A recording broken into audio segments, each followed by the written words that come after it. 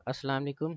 आज की इस वीडियो में हम देखेंगे कि डीजेंगो और फ्लास्क के अंदर जब टीचर हमें कहते हैं कि आपने एक फॉर्म के अंदर न्यू कॉलम को ऐड करना है और उसी कॉलम का जो डेटा है या उसी इनपुट फील्ड का जो डेटा है डेटाबेस के अंदर जाके भी आपने सबमिट करवाना है और सेव करवाना है, किस तरह से आप करवा सकते हैं। ये वीडियो मैंने पहले भी रिकॉर्ड की है और समहाउ जो रिकॉर्डिंग है वो डिलीट हो गई है, मतलब वो रिकॉर्ड ही नहीं हुई थी। जो मेरा रिकॉर्डिंग स्टूडियो था वो क्रैश हो गया। ठीक है, तो दोबारा मैं ये रिकॉर्ड कर रहा हूँ। तो जिस तरह आपने पीएचपी की वीडियोस के अंदर देखा होगा कि हम फार्म के अंदर किस तरह से डेटा को ऐड करते हैं। ठीक है, वैसे हमने वाइवा प्रिपरेशन के अंदर भी आपको बताया था कि किस तरह से हम क्रिएट करते हैं टेबल को, फिर फार्म को, उसके बाद किस तरह से क्वेरीज वगैरह परफॉर्म करके हम डेटा को ऐड करते हैं और व्यू करवाते हैं, एडिट करवाते हैं, डिलीट करवाते हैं। तो इसमें भी बिल्कुल वैसा ही है आपके पास।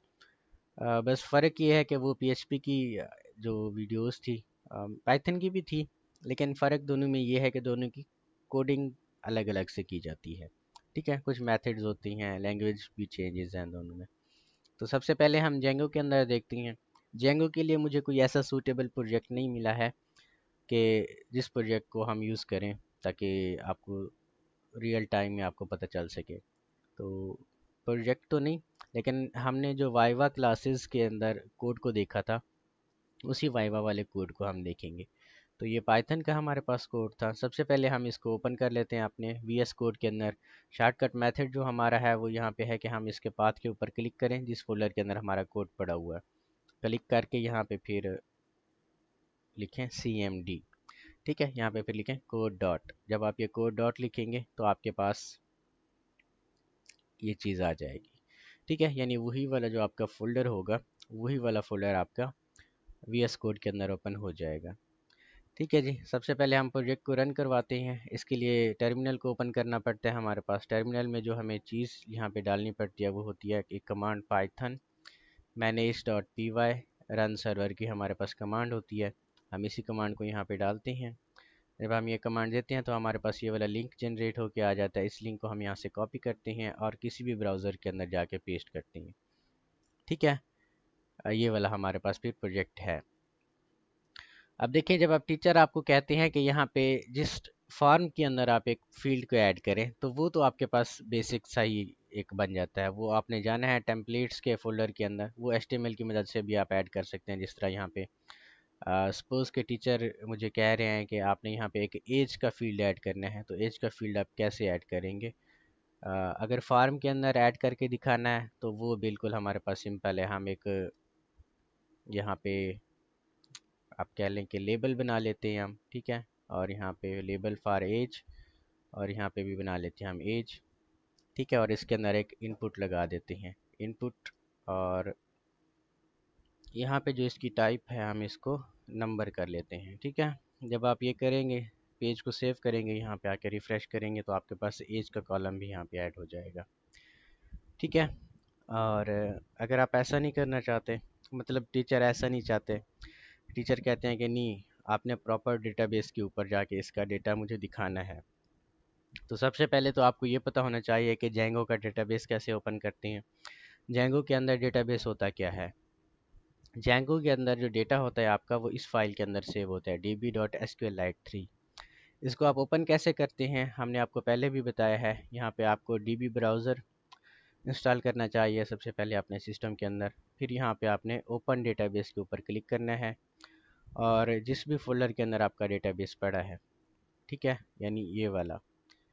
ठीक है, तो इसका आप क्या करें, यहाँ पे आप इसको अपना बैक करें थोड़ा, और ये वाला, और यहाँ पे इसका जो पाथ है वो कॉपी करें और ये वाला पाथ यहाँ पे जाके पेस्ट कर दें। ये वाली फ़ाइल आप सिलेक्ट करें, ओपन पे क्लिक करें। अब इसमें आपकी टेबल कौन सी होंगी, क्योंकि टेबल्स के अंदर आप देखेंगे तो मुख्तलिफ टेबल्स हैं। टेबल का पता आपको कैसे चलेगा, टेबल्स आपकी models.py की फ़ाइल के अंदर जो कोड होता है वो आपको बताता है कि ये आपकी टेबल्स है। अब इसमें हमारे पास एक ही टेबल है, फार्म डेटा। तो यहाँ पे हम फार्म डेटा की टेबल को यहाँ पे डबल क्लिक करते हैं, या फिर आप ब्राउज़ टेबल करें तो ये आपके पास डेटा ब्राउज़ होके आ जाता है। ठीक है, अगर हम क्या करें कि टीचर हमें कहते हैं कि यहाँ पे आप मुझे बताएं कि एज वाला कॉलम आप कैसे ऐड करेंगे। तो उसके लिए हमें जेंगो के मॉडल्स के साथ काम करना आना चाहिए। ये बिल्कुल सिंपल ही है। हमने आपको वाइवा क्लासेस के अंदर भी बताया है कि आप ऑनलाइन सर्चिंग करें, आपको पता होना चाहिए कोई चीज़ कैसे काम करती है। ठीक है, तो यहाँ पे हम models in D Django search करते हैं गूगल के ऊपर। इनकी वेबसाइट अपनी ही आएगी सबसे पहले, तो यहाँ पे आप क्लिक करें। यहाँ पे आपको सारी की सारी डॉक्यूमेंटेशन मिल जाएगी कि मॉडल्स क्रिएट किस तरह से होती हैं। ठीक है, जेंगो के अंदर जिस तरह से ये है, अगर आपको कोई फर्स्ट नेम लास्ट नेम कोई भी कॉलम्स चाहिए तो यहाँ पे कैसे होता है। हमें चाहिए जी एज का कॉलम। एज का कॉलम आपका, यहाँ पे हम एज को सर्च करते हैं। मे भी यहाँ पे कोई एज पड़ी हो, कोई कॉलम वगैरह इन्होंने डाला हो। ठीक है, तो यहाँ पे देखिए हमारे पास एज का कॉलम आ गया। यहाँ से आप ये डेटा इसका कॉपी करें और जाके यहाँ पे डाल दें। ठीक है, तो ये आपके पास एज वाला कॉलम आपके पास आ जाएगा। अब इस वाले कॉलम को आपने यहाँ पे कैसे ऐड करना है, ठीक है, उसके लिए आपके पास कमांड्स होती हैं। सबसे पहले आपको सर्वर को ब्रेक करना पड़ता है। ठीक है, यहाँ पे क्वाइट दिस सर्वर। ठीक है, कंट्रोल सी आप यहाँ पे क्लिक करेंगे तो आपका सर्वर ब्रेक हो जाएगा और उसी फोल्डर का पाथ आपके पास आ जाएगा। यहाँ पे आपने कमांड देनी होती है पाइथन manage.py मेक माइग्रेशंस की। ठीक है, ये वाली जब आप कमांड देंगे तो ये वाला जो आपका एज वाला फील्ड होगा वो जाके आपके डेटाबेस के ऊपर ऐड हो जाएगा। ठीक है, अभी ये वाला डेटाबेस के ऊपर ऐड नहीं हो रहा आपके पास। ठीक है, हमें ये वाला कुछ एरर दे रहा है। ये वाला क्यों एरर दे रहा है, वो कहता है जी it is impossible to add a non knowable field edge. एज आपका फील्ड जो है वो नल नहीं है। ठीक है, और उसे ऐड करना इम्पॉसिबल नहीं है। क्यों इम्पॉसिबल नहीं है, क्योंकि वो कहता है आपका जो फार्म के ऊपर जो डेटा है पहले से, जिस तरह हमारा ये वाला डेटा है पहले से मौजूद है, या तो आप कुछ ऐसा करें। ठीक है, यहाँ पे दो ऑप्शन आपको दिए हुए हैं, provide a one of default value, या फिर आप इस कॉलम को कोई डिफ़ॉल्ट वैल्यू दें। ऐसी डिफ़ॉल्ट वैल्यू जो सारे के सारे पहले से जितनी भी आपके पास डेटा हो उस डेटा को असाइन हो जाए, या फिर आप क्वाइट करें सारे का सारा काम और मॉडल्स के अंदर जाके डिफ़ॉल्ट वैल्यू दे। तो हम यहाँ पे डिफ़ॉल्ट वैल्यू मॉडल्स के अंदर देते हैं। ठीक है, डिफ़ॉल्ट वैल्यू किस तरह से दी जाती है मुझे तो पता है कि किस तरह से दी जाती है, लेकिन आप सर्च कर लें, यहाँ से कंट्रोल F करें यहाँ पे। ठीक है, और यहाँ पे डिफ़ॉल्ट के डिफ़ॉल्ट वैल्यू आपकी कैसे दी जाती है यहाँ पे आप सर्च करें, और यहाँ पे भी लिखा हुआ है। ठीक है, लेकिन नीचे कोड को हम कॉपी करते हैं। ठीक है, और यहाँ पे जो आपका डिफ़ॉल्ट है ये है। ठीक है, कि डिफ़ॉल्ट वैल्यू किसी एक मॉडल के अंदर कैसे दिया जाता है, तो डिफ़ॉल्ट का कोड यहाँ से कॉपी करना पड़ता है। ठीक है, default is equal to false लिखें या default is equal to true लिखें आप, या डिफ़ॉल्ट को कोई वैल्यू असाइन कर लें। अब एज को हमने वैल्यू असाइन करनी है, तो यहाँ पे हम डिफ़ॉल्ट लिख रहे हैं डिफ़ॉल्ट, और यहाँ पे सिंगल क्यूट्स के अंदर हम 10 लिख रहे हैं, यानी एज को हम डिफ़ॉल्ट असाइन कर रहे हैं हर एक के लिए 10। ठीक है, तो यहाँ पे कंट्रोल सी करें आप, और यहाँ पे python manage dot P Y make migrations फिर से यहाँ पे लिखें। अब की बार आपके पास ये कहेगा कि आपका जो फील्ड है एज वाला वो फार्म की टेबल के अंदर या फार्म डेटा के अंदर ऐड हो गया है। ठीक है, फिर एक और भी कमांड देनी पड़ती है, python manage dot P Y migrate. ठीक है, कि हमारी टेबल को माइग्रेट करो। ये वाली कमांड आपको देनी पड़ती है। जब आप ये वाली कमांड देते हैं तो यहाँ पे अभी इस जो फील्ड है या फिर इस जो टेबल है इसको हम रिफ़्रेश करते हैं, तो अभी देखें एज इज़ इक्वल टू 10 हमारे पास डिफ़ॉल्ट असाइन हो गया आ गई है। ठीक है, ये इस तरह से आप डेटाबेस के ऊपर ऐड कर सकते हैं। ठीक है, लेकिन ये अभी पूरा तरीका नहीं है। पूरा तरीका किस तरह से है, आप क्योंकि आप देखेंगे जब आप सर्वर को यहाँ पे चलाएंगे अपनी वेबसाइट को python manage dot P Y run server की मदद से, तो यहाँ पे अभी आपके पास फार्म के अंदर एज वाला कॉलम ही नहीं आएगा, फील्ड ही नहीं आएगा। क्यों नहीं आएगा, क्योंकि आपने देखना होता है, इसके बाद एक और स्टेप भी होता है। आप देखेंगे कि आपका मॉडल जो है वो फार्म्स के अंदर तो नहीं यूज़ हुआ पड़ा। ये कैसे पता चलता है, ये इस तरह से पता चलता है कि हमने मॉडल्स के अंदर से फार्म डेटा को यहाँ पे इंपोर्ट करवाया हुआ है। और दूसरे यहाँ पे देखें ये फार्म एज पैराग्राफ, यानी फार्म हमारा फार्म्स डॉट पी वाई की फाइल से आ रहा है। ठीक है, तो यहाँ पे आपने ऐड करना होता है वही फील्ड। ठीक है, बेसिकली हमारे फार्म के अंदर जो फील्ड है, तो हमने क्योंकि एज का फील्ड यहाँ पे अप्लाई किया हुआ है तो हम एज का फील्ड ही यहाँ पे ऐड कर रहे हैं। ठीक है, अब की बार आपने क्या करना है, दोबारा से इसको सेव करना है, फिर आपका जो सर्वर है यहाँ पे आपने उसको रन करवाना है। अब आप जो डेटा ऐड करेंगे यहाँ पे, ठीक है, जब आपका एक बार आपका ये हो जाए तो यहाँ पे आपके पास ये चीज़ आ जाएगी। ठीक है, अब इसके ऊपर CSS अप्लाई नहीं हुई। CSS आप किस तरह से अप्लाई कर सकते हैं, वो base.html के अंदर या जो भी आपकी CSS की फ़ाइल है उसके अंदर जाएं, और यहाँ पे हमने पहले ही CSS की हुई है। यहाँ पे आपने जस्ट इसको input type is equal to number कर देना है। ठीक है, अब आपके पास ये चीज़ आ जाएगी। ठीक है, डिफ़ॉल्ट वैल्यू हमारी यहाँ पे आ गई है। हम यहाँ पे कोई भी डेटा आप ऐड करते हैं, शाहबाज है, पासवर्ड उसका ये है। अब इसकी जो एज है हम 23 कर देते हैं। सबमिट पे क्लिक करते हैं तो हमारी एज सबमिट हो जाएगी। ठीक है, अभी यहाँ पे व्यू डेटा के अंदर हमारी एज नहीं दिखाई देगी। आपको भी पता है कि यहाँ पे हमें जो कोडिंग है वो मखसूस यानी एक और कोड करना पड़ता है इस मॉडल के अंदर। ठीक है, लेकिन आप जब डेटाबेस के ऊपर जाएंगे और इस पेज को या फिर इस जो टेबल है इसको रिफ़्रेश करेंगे, अभी देखें हमारे पास जो दूसरा डेटा है वो यहाँ पे आ गया है। एज हमारी 23 यहाँ पे आ गई है। ये वाला फील्ड हमने देख लिया है जैगुंग के अंदर। ठीक है, कि हमने एज वाला फील्ड जो है इसको ऐड भी करवाया है और डेटाबेस के अंदर व्यू भी करवाया है। दूसरा हमारे जो पाइथन का प्रोजेक्ट होता है वो आपका होता है जी फ्लास्क के अंदर। ठीक है, जेंगो भी फ्रेमवर्क है आपका, फ्लास्क भी आपका फ्रेमवर्क है। फ्लास्क और PHP एक दूसरे से मिलते जुलते हैं बेस्ड ऑन देयर क्वेरीज और डेटाबेस। ठीक है, फ्लास्क के लिए भी हम MySQL PHP माई एडमिन का डेटाबेस यूज़ करते हैं, और जेंगो के लिए नहीं, PHP के लिए भी हम PHP माई एडमिन का डेटाबेस यूज़ करते हैं। तो यहाँ पे हम फ्लास्क का एक प्रोजेक्ट देख लेते हैं। हमारे पास जो फ्लास्क के प्रोजेक्ट थे उनमें होम बेकर्स वाला हमारे पास प्रोजेक्ट था, केक परचेज सिस्टम वाला। ठीक है, तो यहाँ पे हम उसी कोड को क्या करते हैं अभी ओपन कर रहे हैं। ठीक है, तो हमारे पास होम बेकर्स फोल्डर ये वाला हमारे पास प्रोजेक्ट है। सबसे पहले हम इसको भी ऐड कर लेते हैं, हम CMD और VS कोड के अंदर हम इसको ऐड करवा लेते हैं। ठीक है, तो ये वाला आपके पास कोड आ जाएगा। तो इस कोड को सबसे पहले हम रन करवाते हैं। यहाँ पे app.py की फ़ाइल को रन करवाने से आपका ये कोड भी रन हो जाएगा। ठीक है, तो यहाँ पे आपका ये रन हो जाएगा। यहाँ पे हम इसको रन करवाते हैं। यहाँ पे भी आपको लिंक ही जनरेट होके आ जाएगा। पाइथन और फ्लास्क में ये इसके सर्वर बिल्कुल सेम ही होते हैं, लेकिन पाइथन में यहाँ पे लास्ट पे 8000 होता है, फ्लास्क में आपके पास 5000 आ जाता है। ठीक है, तो ये वाला आपके पास एक एरर आपको दे रहा है अभी कि लोकल होस्ट आपका नहीं है, तो इसके लिए XAMPP सर्वर का आपको पता होना चाहिए कि हम अपाची को भी स्टार्ट करते हैं, MySQL को भी फ्लास्क के लिए। तो ये आपके पास ओपन होना चाहिए। ठीक है, जब हम दोबारा इसको करेंगे तो ये आपके पास आ जाएगा। ठीक है, तो इसके लिए हम क्या करते हैं, आप कह लें कि हम ये रजिस्टर वाले पेज के अंदर ही एक और एज का कॉलम ऐड कर लेते हैं। ठीक है, तो सबसे पहले जो स्टेप हमारे पास थे वो कौन से थे, हम लोकल होस्ट PHP माई एडमिन पे जाते हैं।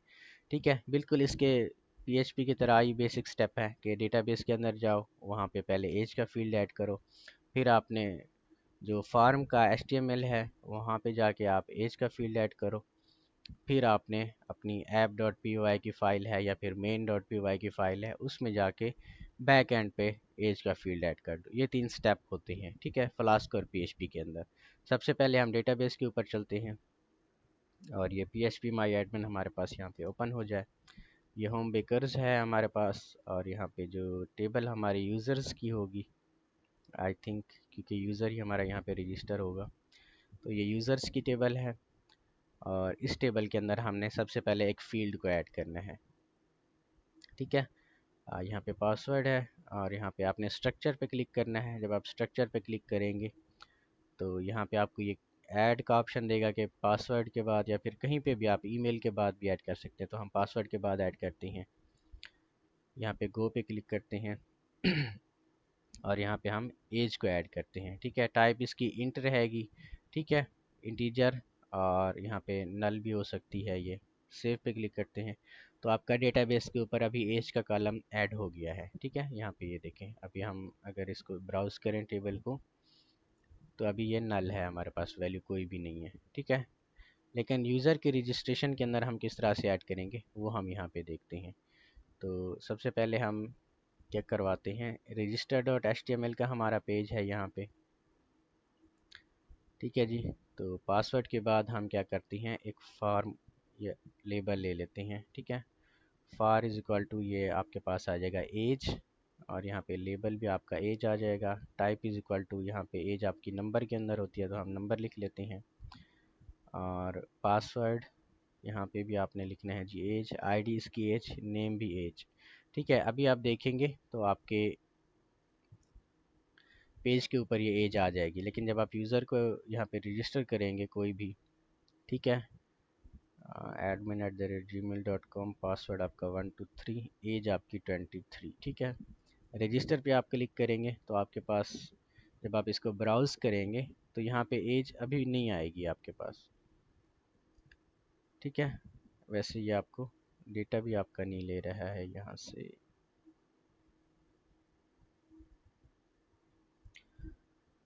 ठीक है। आपका जो यूज़र्स की टेबल के अंदर है, पासवर्ड या फुल नेम, यूज़र नेम कोई भी यहाँ पे नहीं आ रहा। यहाँ पे हम सबसे पहले देख लेते हैं रजिस्टर। तो इसमें आपकी यूज़र्स की टेबल के अंदर यूज़र नेम, ईमेल, पासवर्ड वगैरह आपके पास आएगा यहाँ पे, ठीक है, यूज़र्स की टेबल के अंदर। तो यूज़र नेम, ईमेल, पासवर्ड, और यहाँ पे हमने जो यूज़र्स की टेबल ली हुई है इसमें यूज़र नेम, ईमेल, पासवर्ड आपके पास ये है, ठीक है। तो यहाँ पे जो हमारा डेटा है वो क्यों नहीं आ रहा था, हम उसको देख लेते हैं। चलें, इसमें पहले से ही गड़बड़ है, हम कोई और देख लेते हैं। यहाँ पे हम एडमिन की टेबल के अंदर जाते हैं, यूज़र नेम, और यहाँ पे लॉगिन कर लेते हैं। यहाँ पे यूज़र नेम, और यहाँ पे हम केक्स की टेबल को देख लेते हैं, ठीक है। तो यहाँ पे केक का नेम है, और यहाँ पे कैटेगरीज आपके पास आ रही हैं, प्राइस है, साइज़ है। एक और कॉलम हम यहाँ पे ऐड करते हैं स्टेटस का, उसको छोड़ें, ठीक है। तो ये केक्स आपके पास आ जाती हैं, ठीक है। और यहाँ पे स्ट्रक्चर पे आपने जाना है यहाँ पे भी, और यहाँ पे ऐड करना है अवेलेबिलिटी के बाद आपका एक आएगा स्टेटस, यहाँ पे आपने ऐड करना है जी स्टेटस। और ये आपका स्टेटस जो होगा कैरेक्टर्स के अंदर होगा, वैर कैर, ठीक है। लेंथ इसकी होंगी जो 255 होगी, ये हमने आपको वाइवा क्लासेस के अंदर बताया है। तो अभी डेटाबेस के ऊपर आपका ये स्टेटस ऐड हो जाएगा, ठीक है। अभी आप कहाँ पे जाएं, अपना जो आपका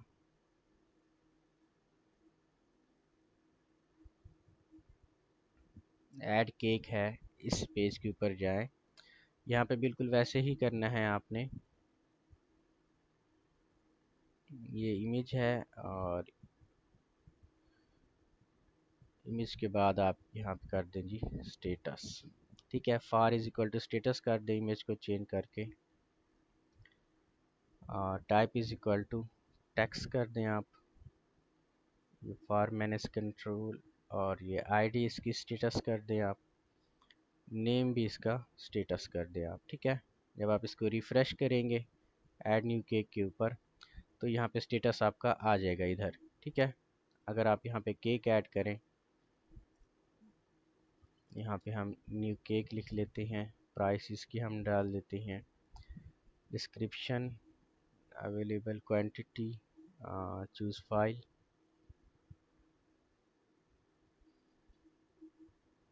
यहाँ पे आप कोई भी पिक्चर डाल दें। अभी स्टेटस जो है इसका आप यहाँ पे हम करते हैं एक्टिव, ऐड केक पे क्लिक करेंगे तो केक तो आपका ऐड हो जाएगा यहाँ पे, ठीक है। ब्राउज़ पे अगर आप क्लिक करें,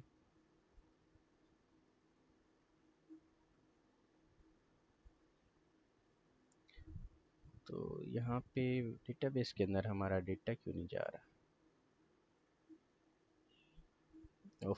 इसलिए क्योंकि यहाँ पे हमने टेबल ही कोई और ओपन की हुई थी, ठीक है। ये वाला डेटाबेस हमें ओपन करना चाहिए था।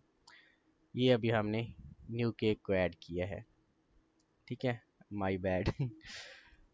अभी स्टेटस भी हमने यहाँ पे ही ऐड करना था बेसिकली, तो सारा काम स्टार्ट से ही करना पड़ेगा। हम उसी यूज़र्स की टेबल के अंदर ही रहते हैं, ठीक है।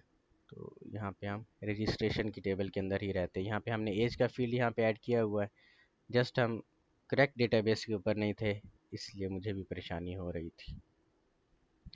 तो यहाँ पे आपने एज का फील्ड ऐड करवाना है। हम एज का फील्ड यहाँ पे पासवर्ड के बाद ऐड करवाते हैं। अब आप लोगों को भी समझ नहीं आया होगा कि किस तरह से हो रहा है, ठीक है। तो यहाँ पे एज आपके पास आ जाएगी,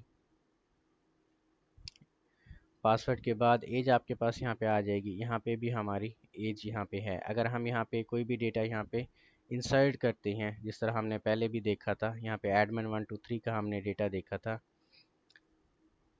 ठीक है। ये एडमिन 123 या कोई भी है, हमारे पास यहाँ पे एज अभी नहीं आ रही थी, ठीक है। अगर हम दोबारा भी यहाँ पे डेटा कोई ऐड करते हैं, जैसे कि नासिर 123 आपके पास हो गया, ईमेल हम इसका कोई भी ऐड कर लेते हैं, ये सेम नहीं होना चाहिए। पासवर्ड आपके पास आ जाएगा, एज आपके पास यहाँ पे आ जाएगी 23।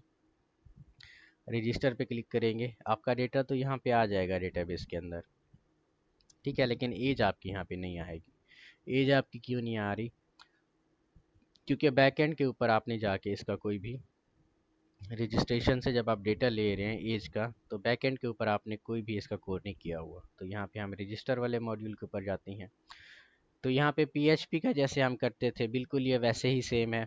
पीएचपी में भी हम डेटा को पोस्ट करवाते थे, पोस्ट करवाने के बाद किसी एक वेरिएबल के ऊपर वैल्यू को सेव करवाते थे। तो हम एक वैल्यू बना लेते हैं एज की, और इसमें फार्म के ऊपर से भी हम कहते हैं कि हमारी एज ही आए, ठीक है। यहाँ पे हमने जो एज लगाई थी वो पासवर्ड के बाद यहाँ पे हमने लगाई थी। तो यहाँ पे पासवर्ड के बाद हम यहाँ पे क्या करवा रहे हैं, एज। और यहाँ पे परसेंटेज एस आपका क्या होता है, परसेंटेज एस का मतलब होता है कि कोई भी स्ट्रिंग वैल्यू आपकी यहाँ पे जा रही है, तो यहाँ पे भी आप परसेंटेज एस लगा दें। वैल्यूज़ में पासवर्ड के बाद वही आप वेरिएबल लगा दें एज का, ठीक है। ये वेरिएबल आपका कहाँ से आ जाएगा, ये वेरिएबल आपका ये वाला फील्ड आ जाएगा, ठीक है। तो ये सारे के सारे ठीक हो गया। अभी आपका काम क्या है? अभी आपका काम ये है कि जब भी आप कोई भी वैल्यू इंसर्ट करवाएंगे आप एज की, ठीक है, यहाँ से, ठीक है। और यहाँ पे 1 2 3 4 ये दे देते हैं हम, यहाँ पे ये दे देते हैं। यहाँ पे पासवर्ड आपका आ जाएगा। अब जब आप रजिस्टर करेंगे तो आपका जो एज होगा वो यहाँ पे आपका एज जाके सबमिट हो जाएगा, ठीक है। जैसे हमने 23 एज दी थी, तो यहाँ पे 23 एज आपकी आ रही थी, ठीक है। अगर आपको समझ नहीं आया है तो वीडियो को आप दोबारा से देखें, सेम स्टेप्स हैं वही, ठीक है। बस पेजेस और डेटाबेस का डिफरेंट हो गया था। पहले हमने किसी और प्रोजेक्ट का डेटाबेस ओपन किया हुआ था और वर्क किसी और प्रोजेक्ट के ऊपर कर रहा था, क्योंकि दोनों सेम नेम के साथ ही हैं। यहाँ पे केक बेकर्स है, यहाँ पे होम बेकर्स है, ठीक है, क्योंकि 2 3 स्टूडेंट्स के लिए हमने बनाया हुआ। बाकी सेम तरह से ही आपने फील्ड्स को ऐड करना है। पहला काम आपका क्या है, डेटाबेस के ऊपर जाके आप कोई भी अपना एज का कॉलम ऐड कर दो। जब आप कॉलम ऐड करेंगे उसके बाद जो दूसरा स्टेप है वो है कि उस जिस एचटीएमएल के ऊपर टीचर आपको कह रहे हैं काम करने का, उस एचटीएमएल के ऊपर आपने रह के काम करना है। यहाँ पे जो मेन मेथड होता है वो नेम देना होता है, ठीक है, कि इस इनपुट को आपने नेम दे दिया एज का, यही वाला फिर एज आपने क्या करवाना होता है, एक वेरिएबल के अंदर डेटा सेव करवाना होता है, फिर इनसाइड क्वेरी के अंदर उसी वैल्यूज़ को पोस्ट करवाना होता है, ठीक है जी। तो ये आपका जो भी मॉडिफिकेशन थी आपकी यहाँ पे हो गई, ये आपका इंसर्ट ऑपरेशन था।